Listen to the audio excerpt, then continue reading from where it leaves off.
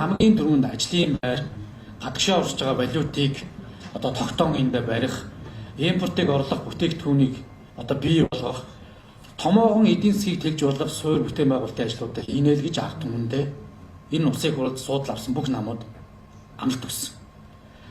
Энэ одоо амлалтанда улсын хурал засгийн газар хүрэх ёстой. Улс төрчид энийг ухамсарлах ёстой. Түүнээс биш маш одоо логикгүй одоо өнцгөөс бүх зүйлийг ингээд хуулийн булгаа мэтэр ингээд яриад байж болохгүй. Үнэхээр хуулийн булгаа гэж сүрчин нэрээр явж байгаа боловч тэр ярьж байгаа хүмүүс бол Монголын ирээдүйг булгаалж байгаа.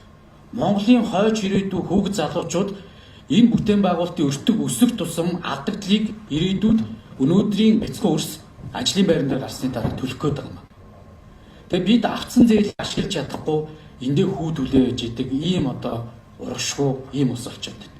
Бид нефтийн үйлдвэрийг 15 жилийн дараа хүлээх юм бол өнөөдрийн хэрэгцээгээр бид 2 тэрбум долларын нефт хэрэглэж байна. 2 тэрбум долларын нефтийг нефтийн үйлдвэр барьсан тохиолдолд 50%-ийг нь дотоодоос авах болцоотой 55% тэзүүгээр. 1 тэрбум доллараар бид нефтийн үйлдвэр орсон цаг хугацаанаас эхлээд дотоодод авч үлдэх болцоотой.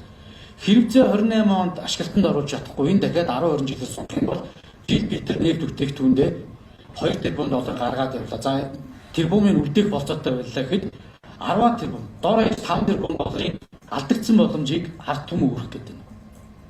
Ийм зүйлийг одоо бид нэр зас задруулах шийдэлтэй орж ирж байгаа учраас энэ хуулийг хийж байгаа. Энэ ерөөсөө төсвийн дотор холбоотой зүйл биш.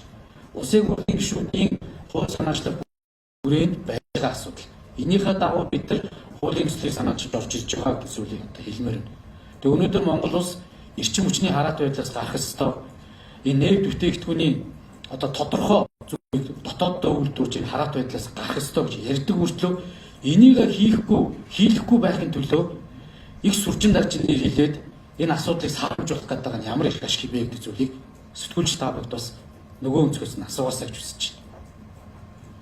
Энэ хуулийн хулгай гэж сүртэй нэрний цаана харин та бүгд ирээдүйн хойч үеийн тэр боломжтой байдлыг хулгайлж байгаа гэдэг зүйлийг би одоо бас эцэст нь ингэж хэлмээр байна.